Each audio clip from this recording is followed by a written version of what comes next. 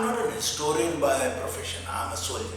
But I love studying history. However, my approach to studying history is slightly different. It's more holistic. Let me explain this, how I do.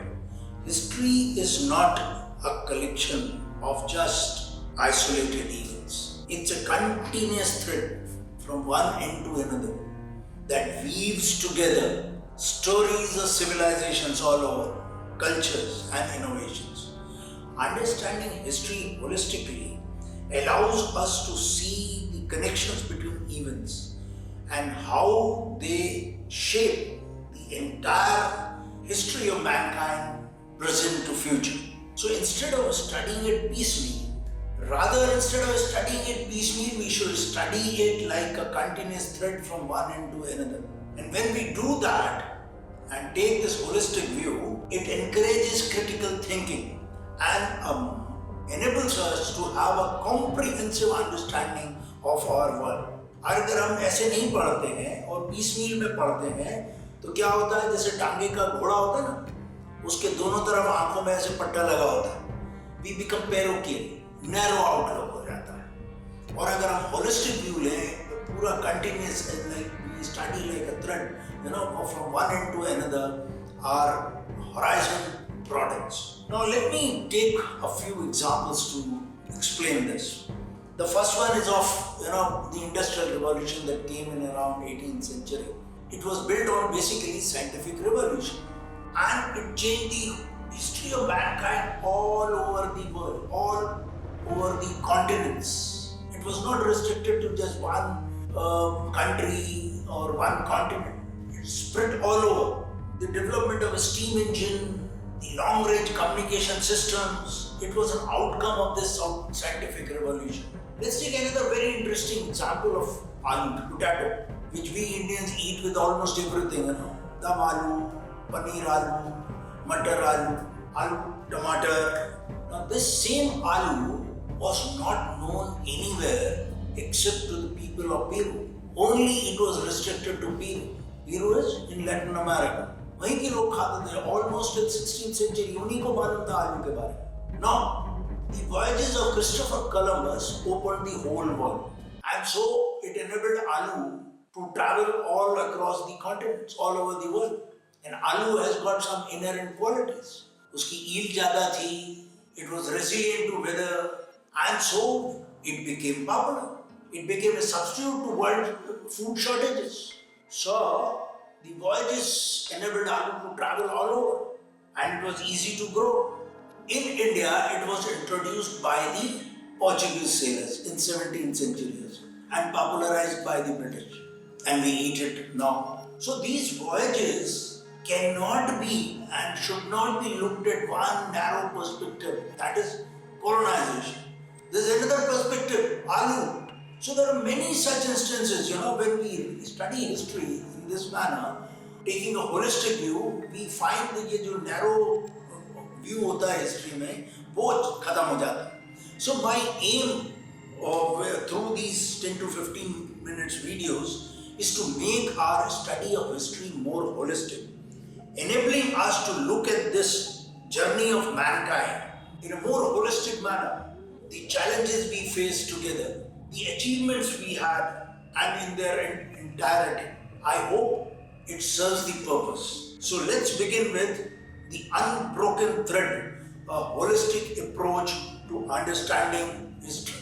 Thank you, Jai Hind. Let's move to chapter 1. Morning, gentlemen. Now, let's move on to the chapter 1 of studying history in a holistic manner. Studying it like a continuous thread. Have you ever noticed, actually, most of us have noticed कि घर कैसे बनता है. It's as per some system and procedure. सबसे पहले नींव खुदती है, फिर उसके बाद प्लिंथ आता है, thereafter कॉलम खड़े होते हैं, बीम लगती है, दीवारें खड़ी होती हैं, फिर छत डलती है. There is a procedure. Okay? वो पहले दिन से हम जाके ऑक्युपाई नहीं करते. Similarly, life also began on this planet, which is our home, systematically. It has evolved systematically. So it is natural for anyone to ask question कि what was that evolution process? वो process क्या था? Now remember one thing, ये question कोई पहली बार नहीं आ रहा है. हमारे पूर्वज universe, ancient man also asked similar questions and tried answering it in his own manner, जो उस समय limited knowledge होगी. Ancient Egyptians, Greeks, Christians, and we Indians have also done it. Okay, it is called a cosmogony, and we all have tried it. Refer to Purush Sukta of Rigved. Read what Egyptians have said about this. Okay, how this universe has come about and how we have come to this earth. Now, today when we read those scriptures, we may find it to be ridiculous or funny or the correct description नहीं होगा. लेकिन वो एक चीज दर्शाता है कि man हमेशा से इंक्विजिटिव रहा है जानने के लिए, और वो प्रोसेस आज तक रुका नहीं. कहा जाता है कि सृष्टि अनंत काल से, सूरज, चंद्रमा, धरती अनंत काल से, लेकिन इंक्विजिटिव माइंड फिर से पूछेगा भाई कब से, कोई समय तो होगा. So let's begin that quest. In 1929, there was a scientist, astronomer Edwin Hubble, who discovered that the galaxies are moving away from each other, from us. Now, scientists say कि अपने आप को picture yourself inside a balloon on the interior surface, right? The balloon is the universe, and mark spaces like ये picture में देखना, mark points on that surface. Now, as more air is blown into the balloon, you would see the space or the balloon surface area expanding. हमारा universe भी कुछ इसी तरह से expand हो रहा है. उसमें जो पॉइंट्स बने हैं they are moving away from each other, right?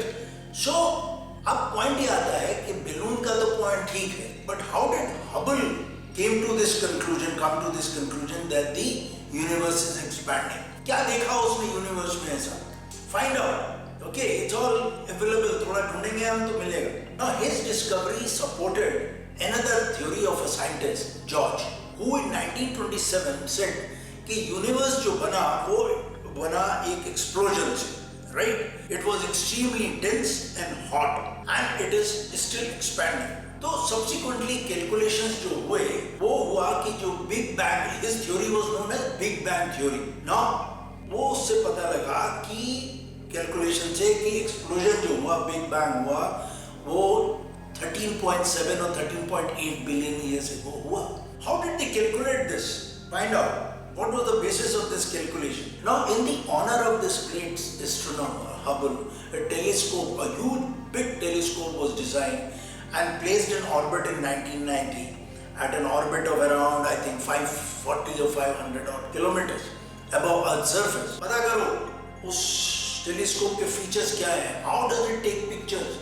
इतनी ऊंचाई पे 540 किलोमीटर ऊपर स्पेस में वो कैसे पिक्चर लेता है और कैसे भेजता है? Now, along with this Hubble telescope, there are other large telescopes also which catch the ancient radiation. जो Big Bang के बाद radiations निकले होंगे, they are left over after the Big Bang.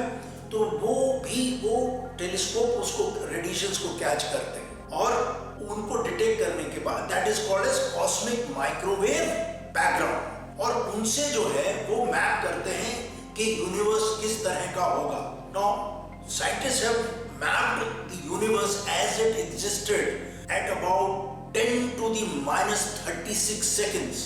1 trillionth of a trillionth of a trillionth of a second. इतनी छोटे समय तक का उन्होंने मैप किया है. And what they have found out, the project has mapped and measured more than 2 million galaxies. 2 million galaxies उन्होंने map की हैं. कितने से? 10 to the power minus 36 seconds after the Big Bang. और वो गैलेक्सीज भी की हैं जो कि 11 billion light years away तक हमसे दूर है. What is a light year? Find out. Okay. Now ये Big Bang theory conceive करती है क्या कि Big Bang, the universe started from where? From singularity, a point in space. ये कौन सी theory है? Find out. You know, Einstein की है theory. Now Stephen Hawking, another great astronomer, scientist, I'm sure some of you must have read his book, The Brief History of Time. उसमें उन्होंने 3 factors बड़े important एक layman के लिए निकाले. उन्होंने बोला the universe is relatively flat and homogeneous with roughly the same amount of matter all over in all directions. Okay, ऐसा नहीं इधर कहीं ज़्यादा उधर कम. All terrestrial and extraterrestrial bodies follow the laws of physics. तीसरा, very important, had there been not right pressure and right temperature been maintained at the time of Big might not have been as orderly as they are. Why is he calling it orderly? Because सारे तो laws of physics follow कर रहे हैं, सब जगह matter same amount है, तो it हमें लग रहा होगा बड़ा chaotic है, लेकिन it is very orderly. So these are three things. Had there been right pressure and not right temperature being maintained at the time of the bang, it might not have been as orderly as it is today. So do we get something to think? Share your ideas, views on this. Now, जिस वक्त big bang हुआ उस वक्त जो particle जो निकले वो थे quarks, basic material, right, elementary particles और फोटॉन्स. और टेम्परेचर क्या था उस वक्त? 1000 ट्रिलियन डिग्री सेल्सियस. पानी का बॉइलिंग पॉइंट क्या होता है? उसमें उंगली डालने की कोशिश, पास भी लाते हुए डर लगता है. 100 degrees. This was 1000 trillion degrees. Now so ये स्टेज 1 था. ओके, जब वो बिग बैंग हुआ, पार्टिकल्स क्वार्क्स निकले जो बेसिक मटेरियल है, एलिमेंट्री पार्टिकल्स हैं. Now a few millionth of a second later as the universe expanded, expand क्या है? स्पीड ऑफ लाइट से ज्यादा से, the temperature reduced. As it expanded, temperature reduced, and so the quarks aggregated to produce protons and neutrons, which are the building blocks of all chemicals. Protons and neutrons contain 3 quarks. Okay. Now within minutes, these protons and neutrons combine into nuclei, और इससे बने होंगे light elements.